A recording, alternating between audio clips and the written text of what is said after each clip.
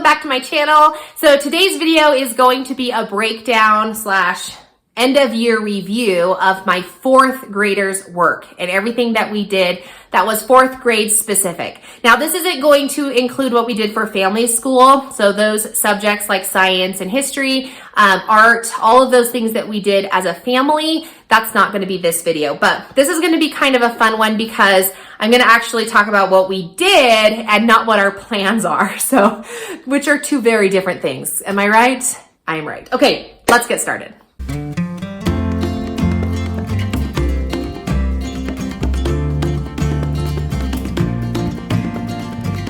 Okay, so I just have this stack of the books that my son did. Most of them he did consistently throughout the school year, although some of them we did only partially, and then I'll have what we followed up with. But anyway, so let me just start with Bible time. So at the beginning of every day, halfway through the school year, starting in January, let's do with that. Okay, so starting in January, we started studying the Old Testament.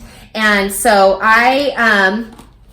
these are the items that we used. So this was item number 1 / this one too. So I have these first Bible stories. Now I have 2 other younger children, so these are not 4th grade level, obviously, but they were a nice introduction to the story that we were doing for that week. So whatever the story was for the week, then I would open it up, read the story to them, and then we would, depending on the day, some days I would read it out of here, some days we would find a YouTube video that we could watch that kind of like talked about the storyline and just some of the principles or character traits or the takeaways that we could get from that, right? The principles. And then I also have these 2 resources as well that he did. So this is just a copy, but I subscribe to the Redheaded Hostess, and she has a whole section now that are just for teens. And although my son is not a teenager, this is one of those resources that she has in there. And it's, well, I think actually it's part of her regular subscription. But anyway, so it just kind of goes through. Is it upside down? Oh no. Anyway, so each of these boxes is just one of the activities, and it helps teach your kids how to study scripture and how to look at verses and try to pick information out of those verses.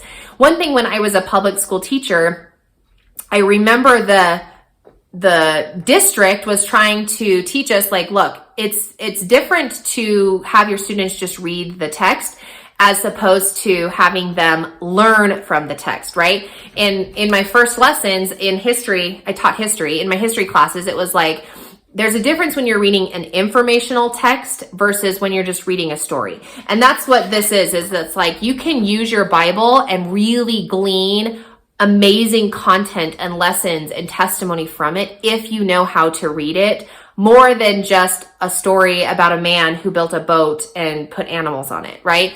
Like there's so much more that you can get out of it. So anyway, that's what this form helps him do. And my son will do it sporadically throughout the week, and then usually by Friday or Thursday, which is our last day of school, then he'll just do the whole page. So usually like Monday, he'll do 2 of these, and then he won't for a while, and then he'll pick up the rest of them. But anyway, so there's that. And then this is her little like notebook that comes with it, and I love these as well. And so I have these for my little ones too. They're a little bit less advanced or whatever. But anyway, so then we just do 1 or 2 pages, and there's probably 4-ish pages per topic. So these are divided up.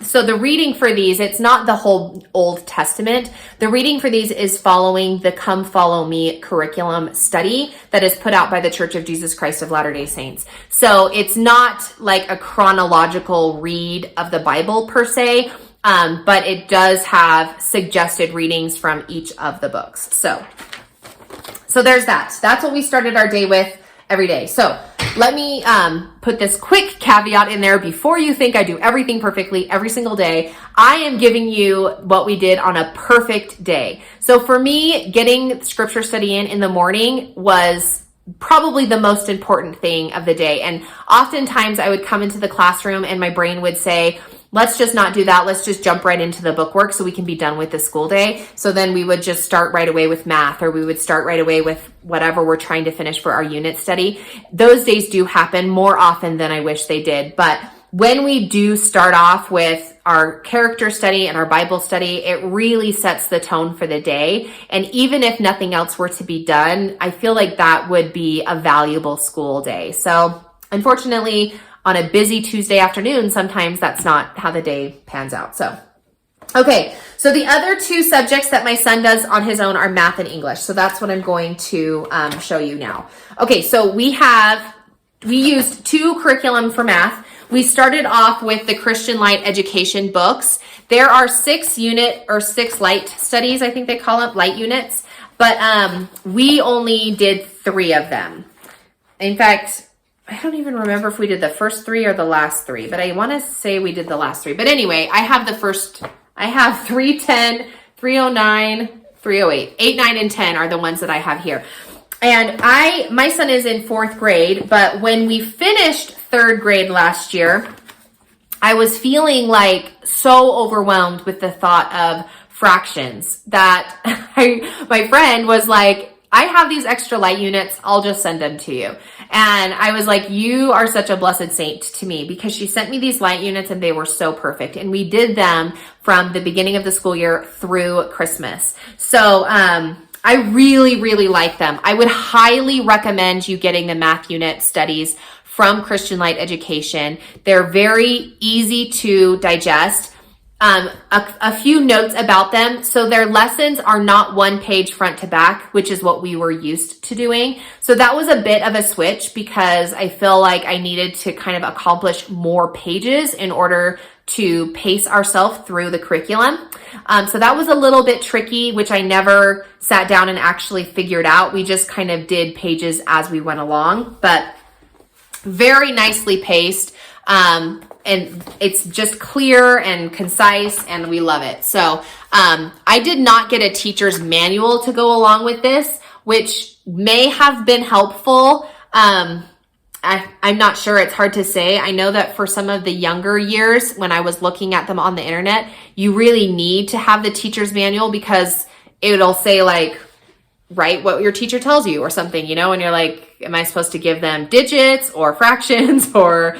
So I sometimes just made that stuff up. But anyway, so this is what they look like. There is no color. So if you know, Kaylin loves color and everything. So anyway, and the other thing I was going to mention is, like, at the top of each of the actual lessons, then it'll tell you to like do their drills with them. So count to 25, practice the ×8 and ×1 flashcards, do speed drills, and then record your score. So I'll be honest, we didn't do this section very much, and consequently, our drills, our math facts are always going to be a struggle. But anyway, so that's that. Then in January, we switched over to Abeka's arithmetic, and I loved this. It doesn't look like we got very far, because we didn't get very far, but maybe I'll have to use this for another year, because I only did 18 pages worth of it. 18 lessons, but 33 pages, but I loved it. I don't have anything bad to say about it. This is the one thing that I will say, as the grades get higher, so we're in 4th grade here, the need for actual like instruction increases. The younger years, I can show my kids using manipulatives and whiteboards, addition and subtraction, not a problem.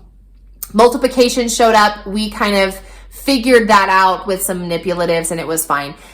Fractions, I thought it was right here. I do have these little fraction pieces. They kind of remind me of what I used to see in school, and they would put it on the overhead projector. Anyway, so I do have these, and they helped a little bit, but it just got to be really a struggle that we had to get some outside resources. So I started using YouTube, and then we're going to do teaching textbooks in the coming years, I'm pretty sure. So, but yeah, I really loved it. These are 1 lesson front to back like this, right?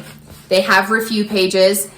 Because it's front to back, you can easily rip out the pages and put it in a notebook or put it in a folder or put it in whatever. Like I have work boxes or drawers, so I can put them in a drawer on a clipboard and they can just pull them out. So it is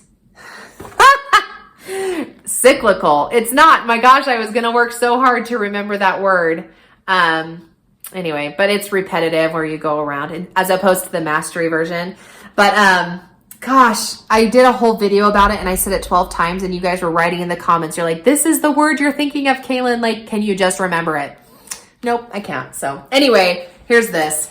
Spiral! It's spiral learning. You're welcome.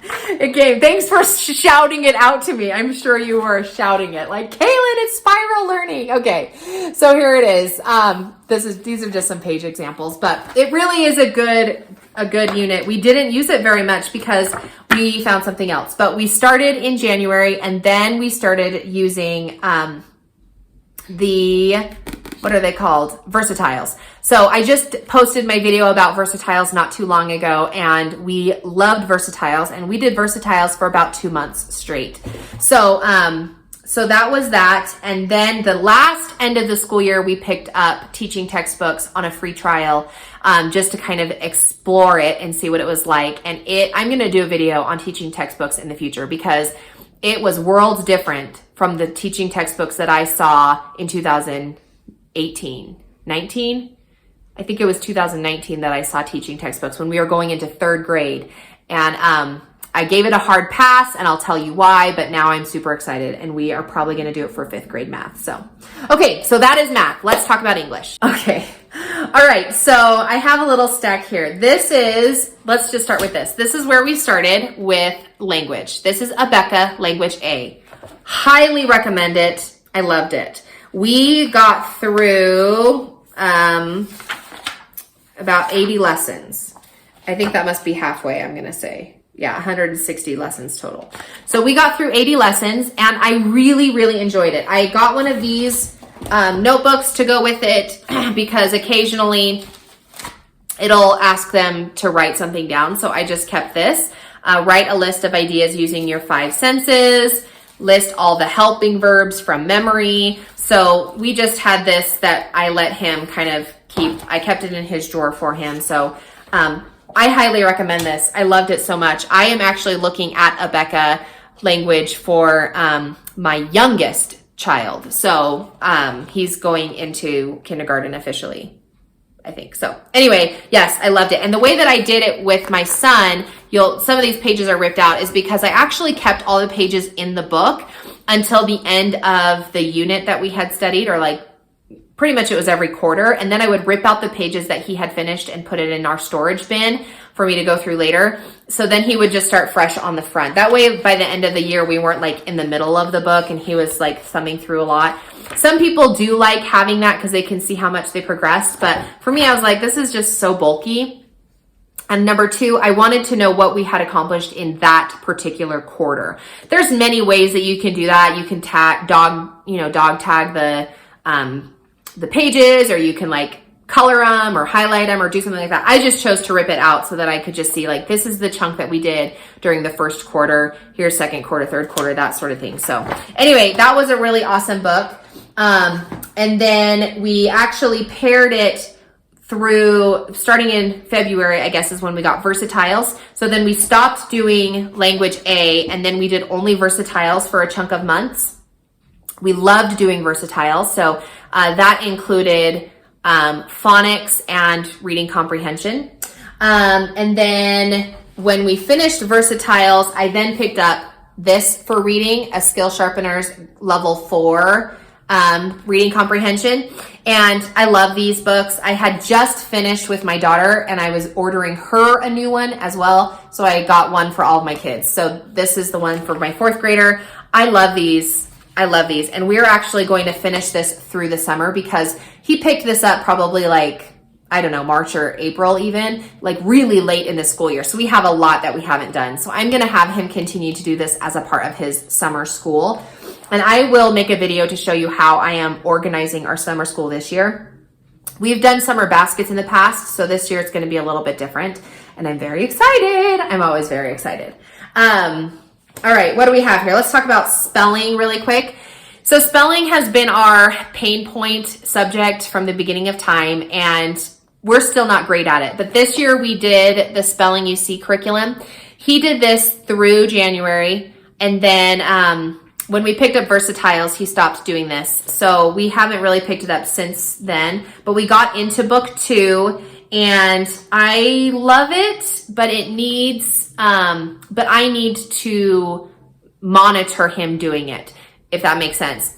Because I do think that it is a great spelling option. It also practices handwriting, but if I wasn't sitting, so that on every page, they have the poem or whatever it is, like depending on the level that you're doing, right? And it'll give you like, do these 3 tasks with this passage. And then it has, this particular page has some vowel chunks listed here. So my son won't, if I'm not standing over there, like watching him saying like, okay, let's do spelling. And I'm like sitting close by him just to like, not that I have to show him how to do it, but just to make sure he does in fact do it. Because if he doesn't, then he'll just go to the next page. Like this is his, draw a picture of the rhyme and write your own story. Okay, that page is a bad example. But anyway, so he'll just like skip to this page and then write the words and then be like, hey, I'm done with spelling. So it did require a little bit of parent involvement, but not enough to like deter me from it. We also picked up Explode the Code. I had forgotten that I had this book. So we didn't actually pick this up until well into our school year. I love Explode the Code. Because I think it's some low, what's the word I'm trying to think of? The kids don't have to be super, super mentally focused to accomplish these pages, right? It's like low intensity practice. And my kids love that. There's no color in any of the pages. They're very inexpensive, but it does allow them to see these words over and over and over again, and those vowel chunks and how they're used, whether it's a silent E or a particular vowel chunk or something like that, or compound words. Anyway, so, and it just, they read the sentences. It's just a good, like, low intensity practice that I wouldn't necessarily have my kids do every single day, but I love it as like, maybe if you have like morning work that you're doing with the kids, or gather time, right? Where you're trying to like finish bathing the baby or putting the diapers on, or like whatever it is that you're doing that doesn't allow you to be really involved in the kids' learning time. This is a great option for that, and I love that. So that's what we did for spelling. And then for writing, a lot of our writing came from here at the beginning of the school year. We did some biographies. We did a book report where we actually like got on the computer and like typed something out. So that felt very accomplished. But towards the end of the school, so I bought this back in the beginning of the year, and then we didn't use it until like March. But I really did enjoy it, so I think we might pull it out over the summer, 1 or 2 times a week. But anyway, this was really a fun thing. What I would recommend is just to find the topics. So it's divided up by topics. It's 180 days. Let me back up. It's 180 days. So they have divided it up into weeks, and each week has 5 activities, and it's all on the same topic, right? So this one's about editing, and one's about pyramids or something. Oh, muscles. Sorry, this isn't, okay, so this is about muscles, not editing, duh. Okay, this one's about the sport hurling. This is about the Wright brothers. Okay, so I would just recommend you flip through to whatever subject is interesting for your kids, and then you can just do that particular subject, okay? Here's kickball. And so they have, each week you're gonna be, let's see if I can figure this out. Pre-writing, drafting, revising, editing, publishing. Every single week, right? And it's all on that particular topic. So anyway, it was a fun book, and we're gonna go ahead and do that. And then my son actually found this on his own. I had bought it a while ago, but he wanted to practice his cursive. So he was doing that on his own when he wanted to. And then the last thing is our reading. So I had started at the beginning of the year. I got him Peter Pan along with the lap book that is made by Confessions of a Homeschooler. And it was just a fail. Like, I don't know. I've tried so many years, 6 years. 6 years I have been trying to do lap books with units, literature studies, and they have not been successful. I think it's probably a dual issue in that as a mom, I'm not constantly like getting them to finish it. Okay, it's reading time and here's the chapter page. I kind of was just putting it on his checklist as like, okay, by the end of this week, I want you to finish this chapter, this mini booklet, and the vocabulary for it. And then 3 weeks would go by and I'm like, wow, you haven't done anything. So I really did want him to read more and do it, but we read some read alouds. We read the whole, The Borrowers, like the first book of The Borrowers. And he was really like an instigator to having me read that aloud to them. But yeah, so we're gonna have to like come up with some new goals and sticker charts or something to try and incentivize some more independent reading. So anyway, that was 4th grade. We had a really successful 4th grade year. I feel like we've really got a handle on our fractions, which is saying a lot. We've made some progress in our spelling, which makes me feel more confident. I've actually become to kind of be at peace with not having a super great speller because I personally am not a great speller and we live in a world of spell check. So that has been really great. And we are gearing up for summer school, as I mentioned, where I'm going to be implementing some strategies just to help us progress a little bit more through some of the curriculum that we didn't finish in a more fun and incentivizing way outside of school. So I'm going to talk more about that when we have our summer video, but there you go, my friends. That was 4th grade.